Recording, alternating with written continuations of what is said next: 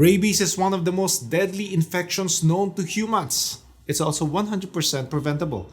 But do you know that up until today, there are still a lot of misconceptions about this disease? So today we are going to discuss 5 of the most common misconceptions about rabies.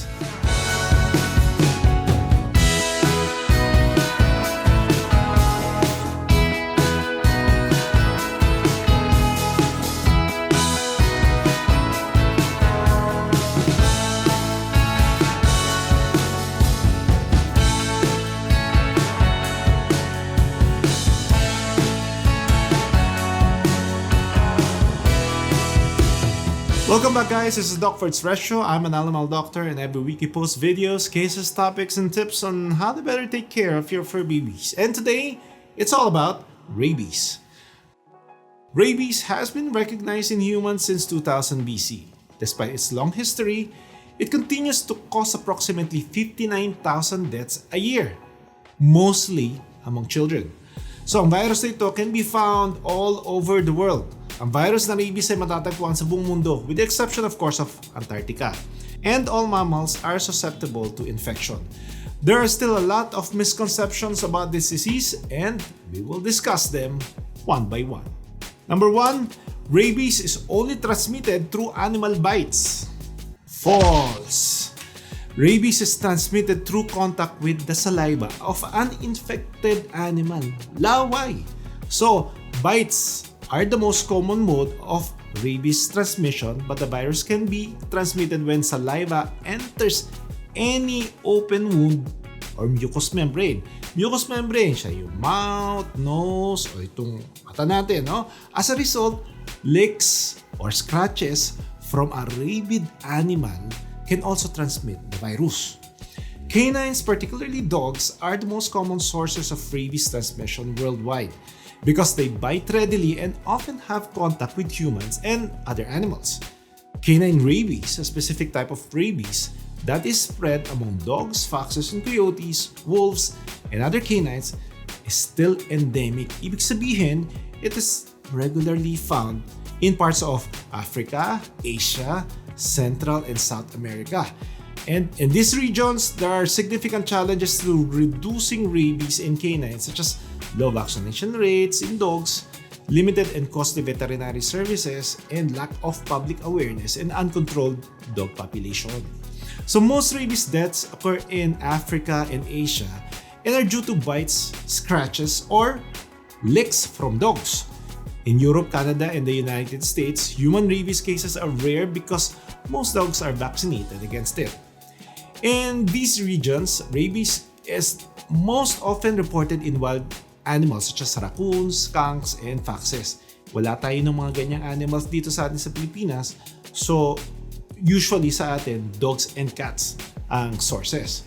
In other cities of advanced countries, cats are the ones transmitting this disease. Especially dun sa, when I was in New York, yung cats ang may pinakamataas na transmitter ng rabies. That's in Manhattan. Number 2, a bite from an animal will be obvious. False! In Canada and the United States, most human rabies infections are associated with bats, mga paniki. Dahil maliliit lang ang mga bat bites or scratches may not be noticeable or leave no obvious puncture wounds. Hindi sila madaling makita. Did you know that bat rabies occurs in every country with the exception of course of New Zealand and Antarctica? Bats are a high-risk vector for rabies transmission because bite wounds or scratches can go undetected and therefore untreated. In some circumstances, the victim may not even know they had contact with the bat. Bats become most active at night and may bite or scratch a person while natutulog yung tao while he's sleeping. It's important to seek medical care immediately if you wake up in a room with a bat or if someone who can't report a bat bite, such as halimbawa yung mga bata, person with disability, has unsupervised contact with the bat. Okay? Nakita tayo sa bahay nyo, pagising nyo sa isang umaga, meron palang bat doon sa tabi nyo, hindi nyo alam kung nakagat kayo or what, report it. I am not here to demonize bats. In fact, bats are hardworking animals. They are essential in our ecosystem because they help in reforestation, pollination of fruit-bearing plants, and control of insect and pests, no? And the good thing about this is that they do it all for free. Libre ang trabaho ng mga bats. We all benefit from their hard work and presence in the environment, but we need to leave them alone kasi nga baka meron silang rabies, no? Number 3, animals will clearly appear rabid and unwell. False! What? While most animals will demonstrate some signs of illness, talagang makikita mo may problema sila such as aggression, tapang, no? Lack of balance kasi nga affected yung CNS nila. Yung iba naman may not have noticeable symptoms. Wherever you go, it's important to avoid contact with wild or feral animals. In countries with canine rabies, avoid nyo yung contact with dogs and other biting animals. Halimbawa, yung mga monkeys sa mga tourist places na lumalapit sa inyo kapag meron kayo dalang pagkain. Particularly if they are acting strangely. So, turuan natin yung mga bata not to pet, feed, or play with animals, even if they appear friendly. Encourage them to report any contact with an animal and reassure them that it is not their fault if they get bitten or scratched. If you or your child are bitten or scratched by an animal, wash the wound thoroughly with soap and water, rinse with an antiseptic, and immediately seek medical care. Number 4, the symptoms of rabies infection will appear shortly after a bite. False. Hindi yan totoo. After the bite of an infected animal, rabies symptoms may take weeks, months, or in some cases, years to appear in humans. This is known as the incubation period. Ano ba yung incubation period? Incubation period is the length of time before symptoms appear can vary based on where you were bitten. Sa arms, sa legs, sa face, etc. No? So the types of rabies infection, bat ba yan, or canine rabies, and if you were vaccinated against rabies before the bite. The long incubation period of rabies can make diagnosis and treatment difficult because patients may assume no infection occurred until symptoms develop, at which point the disease becomes fatal. If you suspect you were exposed to the rabies virus, always seek prompt medical care and vaccination. Number 5, you can only get vaccinated against rabies after a bite. False! The rabies vaccine is administered in a series of vaccines which can be given before potential exposure as a preventive measure or after a bite from an infected animal. So maybe before, pwede ring after. Depending on whether you were vaccinated before exposure or not will determine what set of rabies vaccines you require after a bite or scratch.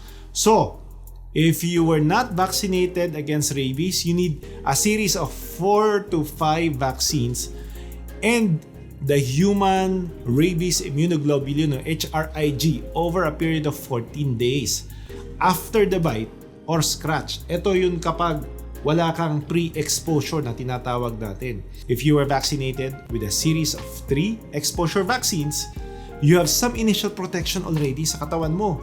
In the event that you are bitten or scratched, you only need 2 exposure vaccines. Yung HRIG o Human Rabies Immunoglobulin, hindi mo na kailangan yan. These are current guidelines used in advanced countries and all over the world by the World Health Organization. Recently released revised rabies vaccination guidelines that support a condensed vaccination schedule and dosage. So the new schedule is proven to provide adequate protection and reduces the cost of vaccination. Ano ba yung human rabies immunoglobulin? HRIG is highly delicate and expensive. So it is made from the donated blood plasma of people who have been vaccinated against rabies. After potential rabies exposure, HRIG must be administered promptly with the first dose of the rabies vaccine series. It provides immediate immunity until the rabies vaccines can begin to provide long-term protection. So usually around mga 7 days yan. In some countries, equine rabies immunoglobulin or ERIG may be administered when HRIG is not available. Okay lang yun kung galing sa horses. Dito sa Pilipinas, madalas galing sa horses, no? ERIG is made from the plasma of horses. HRIG is short supply worldwide. Kasi nga, medyo may kamahalan ito, particularly in countries that are most affected by rabies. Rabies is classified as a neglected tropical disease because the infection disproportionately affects low-income populations in developing regions where medical services are limited, particularly dun sa mga rural areas. And necessary post-exposure rabies vaccines are often unavailable or in short supply. So ang question, should you get vaccinated against rabies?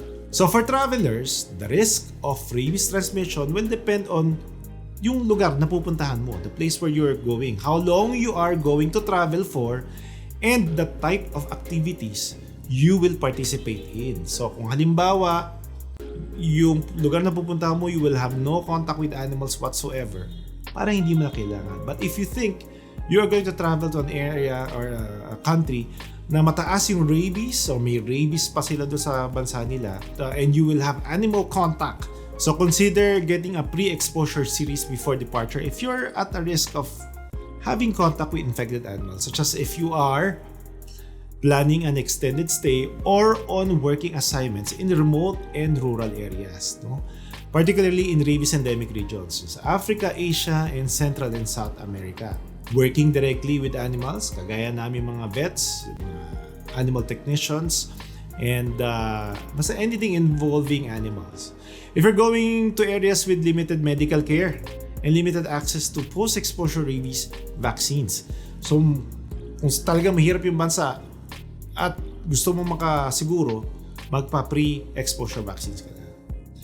Participating in high-risk activities such as hiking, camping, running, cycling, or exploring caves in endemic regions, magpabakuna ka na rin kasi you will never know, baka meron ka ma-encounter na rabid animals like bats in those areas.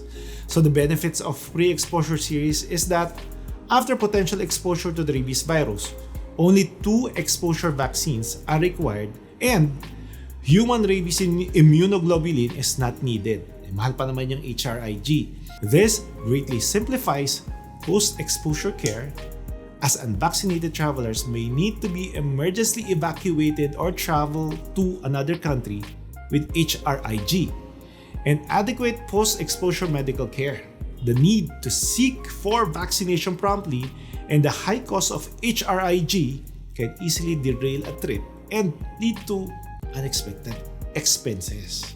To the average traveler, the chances of encountering a rabid animal may be low, but by being aware of the risk and the difficulty of accessing emergency care is an important component of responsible travel. Help prevent rabies. Ito yung mga gagawin natin kung paano natin maiiwasan or ma-prevent yung rabies, no? Number 1, have your dogs vaccinated against rabies at 3 months of age and every year thereafter. Nasa law yan. Number 2, provide your pet with proper nutrition, enough care, and attention. Okay? Number 3, be sure to keep the cage clean and comfortable. Number 4, keep your dog on a leash and do not let them roam freely in the streets. Number 5, spay and neuter them. What do you do if you get bitten by an animal? Anong gagawin mo kung nakagat ka ng isang aso or pusa or bat, no? Number 1, you should wash the wound with soap or detergent under running water. For mga 5 minutes yan siguro, hugasan mo lang under running water. Disinfect the wound with iodine or antiseptic ointment. Immediately consult a doctor or seek the nearest animal bite treatment center in your facility. What do you need to do to the biting dog or animal? Leash or confine the dog in a cage and observe for 10 to 14 days. Do not kill the dog. In other countries, kapag walang bakuna ang aso na nakakagat, immediate euthanasia na yan. But here in the Philippines, we have to examine properly. If the dog dies within 10 to 14 days, seek the assistance of the veterinarian for proper submission of specimen. Bring the specimen to the nearest animal rabies diagnostic laboratory. For more information, you may contact the provincial, city, and municipal veterinary or agricultural office or the Bureau of Animal Industry. This is Doc Ferd's Ratio. I hope you learned something today. If you have suggestions, sulat nyo lang doon sa comment section natin below. And if you have topics that you want us to discuss, sulat nyo lang din dyan. No? Don't forget to like, subscribe to our YouTube channel. See you again next week.